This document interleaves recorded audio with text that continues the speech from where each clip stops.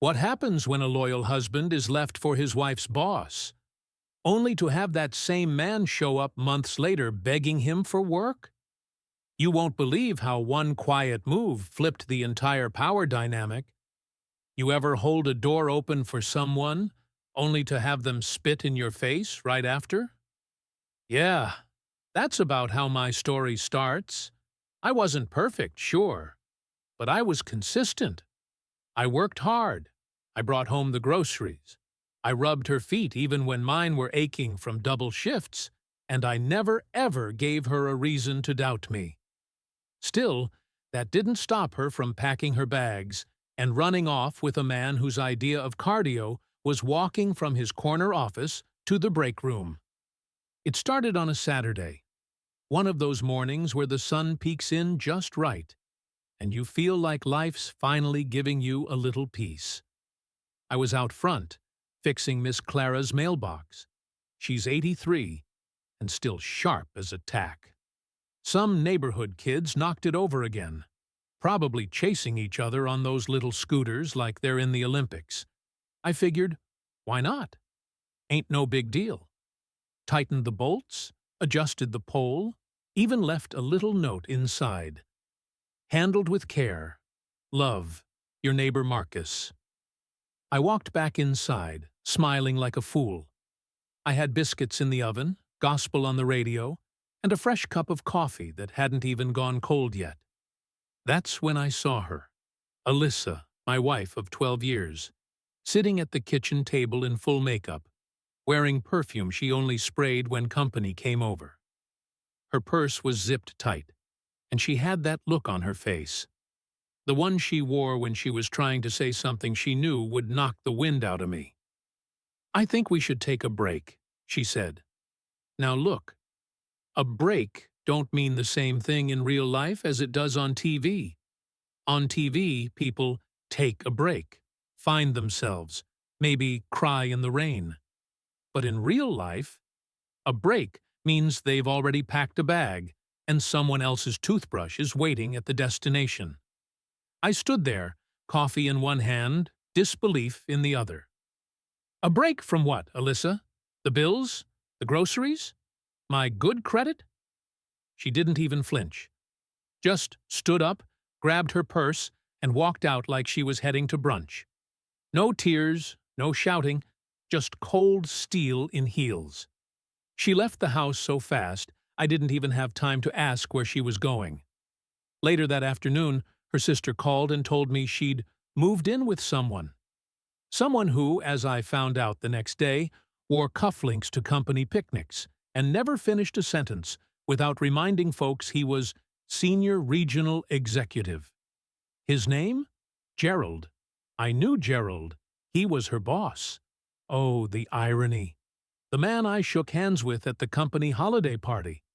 The same man who complimented my tie and asked me how my small business was doing, had been creeping around behind my back like a raccoon in a trash bin. But it didn't end there. No, sir. That same week, she filed for separation. And somehow, despite me paying the mortgage for the last 8 years, she ended up with the house. Said the neighborhood would be more suitable for her emotional recovery. Judge must have been drunk on decaf that day. And the car? Oh, she took that too. Not her rusted Corolla. No, my Buick, the one I'd just finished paying off. Said she needed it for work, as if Gerald couldn't buy her 10 more. I found myself back in my brother's guest room at 52 years old, staring at a popcorn ceiling and wondering how in the world I became the villain in a story where I was the one who got betrayed. Now let me back up a second. I'm not broke. Never been. I run a home repair and property management company. Small, tight, and loyal customers. Not flashy. No big signs or radio ads, but steady. Folks knew me, trusted me, and I always made sure my clients got what they paid for. But that week, business dried up like it was scared to be associated with me. Word got around fast. Marcus got left, and not just by anybody, by his wife. for her boss. In our community, that kind of thing sticks to your name like gum on a shoe. Even at church, folks got quiet when I walked in. You'd think I brought a raccoon with me instead of a Bible. Sister Thomas said, "We're praying for you, baby." I said, "Pray for her steering wheel to break before she gets to Gerald's house." I laughed. She didn't. At night, I'd lie awake trying to figure out what I did wrong. Was I too soft? Too boring? Too busy being decent? One morning, as I was getting ready to do a drywall job over on Bellinger Street, I saw her, Alyssa, at the gas station. She was filling up my Buick like she still owned the sky. Gerald sat in the passenger seat, looking bored, scrolling through his phone. She didn't see me. Or maybe she did, and chose to act like she didn't. Either way, something inside me snapped a little. Not out of hate, but out of realization. I'd spent a decade building a life with someone who didn't hesitate to trade it for office gossip and catered lunches. That night, I made a decision. I wasn't going to be the punchline at barbershops. I wasn't going to be the man whose name made folks shake their heads and say, "That's a shame." Nah, not me. I cleaned out the back room of my brother's place, turned it into a mini office, started rebuilding my client list from scratch. Cold calls, door knocking, Facebook community pages. The works. I offered weekend discounts, referral bonuses, free estimates with same-day follow-ups. And I showed up early. Always. People love a man who respects their time. I worked like the devil owed me money. And slowly but surely, it paid off. By month 3, I was back on my feet. Had my own place, small but mine, and more contracts than I could handle. Word of mouth's a powerful thing when you deliver. Especially in a city like ours, where folks got long memories and shorter patience. But here's the part I ain't forget. Not once. Every nail I hammered, every sink I fixed, every broken stair I replaced. I did it with her face in my mind and his fake laugh echoing in the back of my head. They thought they took everything from me. Truth is, they just lit a fire I didn't know I still had. What happened next changed everything. And you're going to want to see how this unfolds, because the best part? It's just getting started. Let me tell you something. When people think you're down, they stop whispering and start talking loud. And when they think you're too tired to fight back, that's when the real disrespect begins. After Alyssa left, and Gerald swooped in like he'd just rescued her from some storm, even though the only storm was the mess they created, folks started showing their true colors. I wasn't just the man who got left. I was the punchline, the bless his heart case. Some folks acted like betrayal was contagious, like if they stood too close to me, they'd catch it. But I stayed quiet. Not because I was weak. No, sir. Because I knew better than to swing wild when I could aim precise. By the time spring rolled around, business was good. I was tired, sure, but it was that satisfying kind of tired, the kind where you know your hard work is building something. I had 3 crews running jobs on the east side, and my phone was buzzing like a beehive. Word got around that Marcus wasn't just back. He was better than ever. Folks who used to nod and move on, now they stopped to ask, "You taking new clients?" And that's when things started to get real interesting. One morning, I was at the supply yard picking up some lumber when I got a call. Unknown number. I usually don't answer those. Spam calls love to waste your time. But something told me to pick this one up. "Marcus," the voice said, all slow and unsure.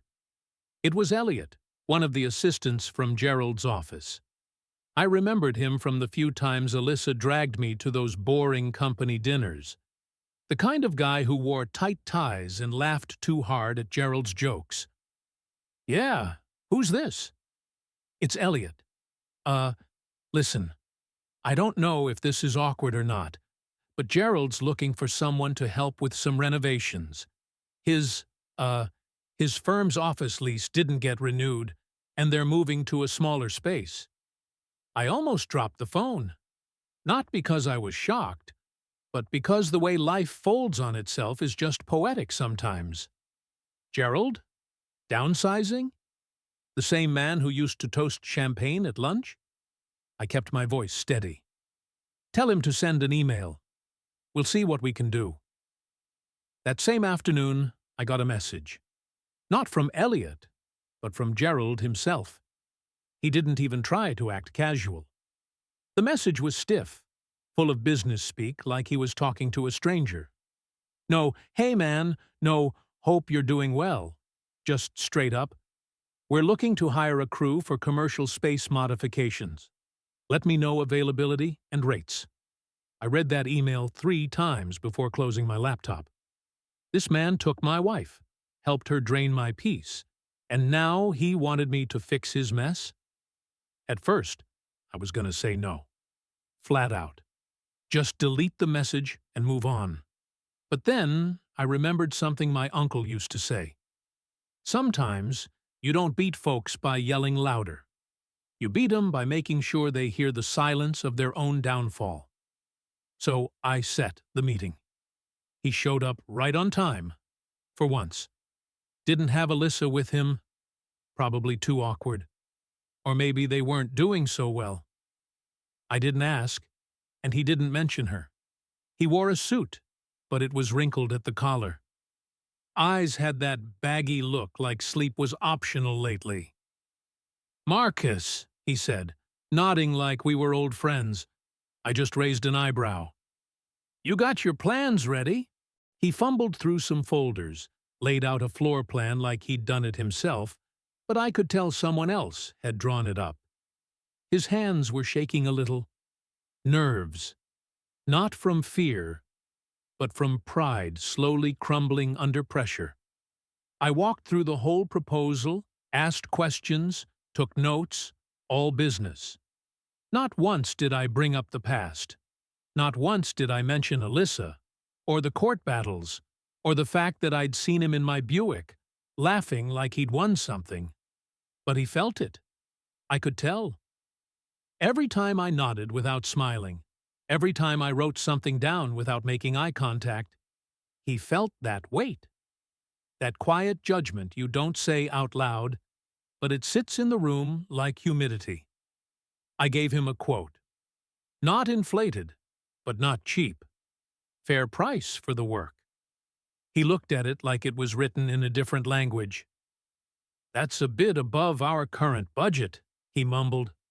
"That's the rate," I said. "We book 3 months out, but I can slide you in sooner if your team's ready to move quick." That team part stung him, because by then, most of his people had already bailed. Word was, the company took a hit after a few deals fell through. Turns out, building success on charm and borrowed time only works for so long. He nodded slowly. "All right, I'll talk to our finance guy." I walked him out to the parking lot, watched him fumble with his keys. That shiny car of his didn't look so shiny anymore. Paint had a few scratches, and the license plate was crooked. Even his posture seemed smaller, like the world had shrunk on him. That night I sat on my porch, sipping sweet tea, thinking about how fast tables turn. Not with anger, but with a strange kind of calm. The kind you get when you know you don't need revenge. Life's already handling that for you. But let me not get ahead of myself, because just when I thought the story was starting to cool off, things heated up again. This is the turning point. Everything you've been waiting for, it's coming next. You do not want to miss what happens when the curtain finally drops and people start showing their true faces. By the time fall rolled around, the leaves weren't the only thing dropping. Reputations were falling faster than the temperature. And let me tell you, nothing prepares you for that awkward little moment when someone who thought they were better than you suddenly has to knock on your door, asking for help. Let me back up. After that first meeting with Gerald, I figured he'd shop around. Try to find somebody cheaper. Maybe call in a favor or beg some cousin with a hammer and a dream. But 3 weeks later, his email came through. "We're moving forward. Please advise on next steps." That's corporate talk 4. Nobody else wants to touch this.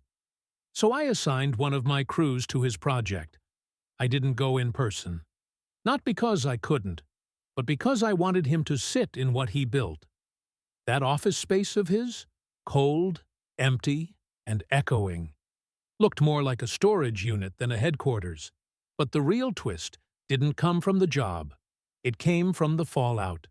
I started hearing things, whispers from clients, half-spoken jokes from suppliers, late-night texts from mutual acquaintances. Turns out, Gerald's little fairy tale with Alyssa? Yeah, it wasn't quite the romance novel they thought it'd be. See, love built on betrayal don't last. It's got termites from the start. He tried to play boss at home the way he did at work, micromanaging, overpromising, under-delivering. And Alyssa? She wasn't built for a downgraded lifestyle. When the brunches stopped and the late-night work calls turned into silence, her patience ran thinner than my grandma's pie crust. Apparently, she started venting on social media. Little cryptic posts like, "Know your worth," and "Starting over is hard but necessary." The same woman who once said, "Marcus never had drive," was now complaining about Gerald falling asleep on the couch before 9 p.m. One day, I was picking up materials from the supply yard when I saw a familiar car, my old Buick, parked crooked like it had been through a few too many potholes. And there she was, Alyssa, standing at the return counter trying to return tools that she probably didn't even know the names of. She caught my eye. I nodded once. Nothing more. She looked at me like she wanted to say something. Maybe sorry, maybe not. But I didn't give her that stage. I wasn't interested in theater. I was interested in building. Now, here's where things get wild. A month later, Gerald's project was finished.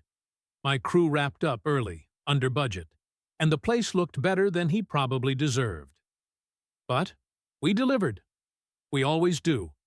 That's the difference between someone who acts like a boss and someone who is a builder. A few days after the job closed, I got another message from Gerald. But this time, it wasn't about the building. It wasn't about invoices. It was about him. "Marcus, I was wondering if you have any openings.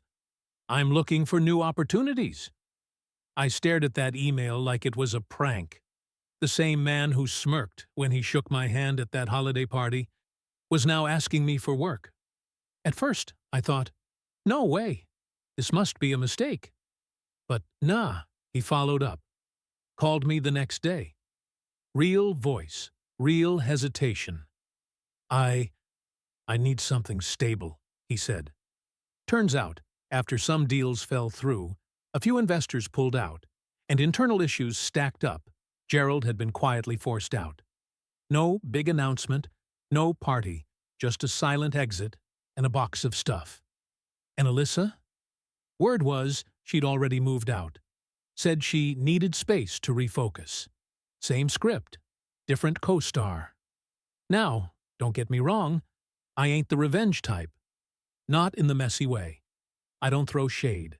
I plant trees and let the shadow do the talking. So what did I do? I told him to stop by the office. He showed up in a faded polo, slacks that didn't fit right, and shoes that had definitely seen better days. He looked smaller, not just physically, but in presence. The man who once walked like the world owed him applause now moved like he was hoping nobody noticed him at all. We sat down. I listened. He said he was good with operations, knew how to manage teams, talked about leadership, structure, growth strategy. All that polished stuff he probably used to say in meetings to get claps from interns. I didn't interrupt. When he finished, I leaned back and said, "You ever held a drill?" He blinked. Once or twice. Know how to mix mortar?" He shook his head. I nodded slowly. "We don't have room for management. We need workers. Folks who show up early and know how to get dirty. You willing to do that?" He hesitated. Looked like he was swallowing a whole bucket of pride. "If that's what it takes." I paused. Then I said, "Okay, you start Monday. You'll be shadowing Devante on gutter work. It's messy.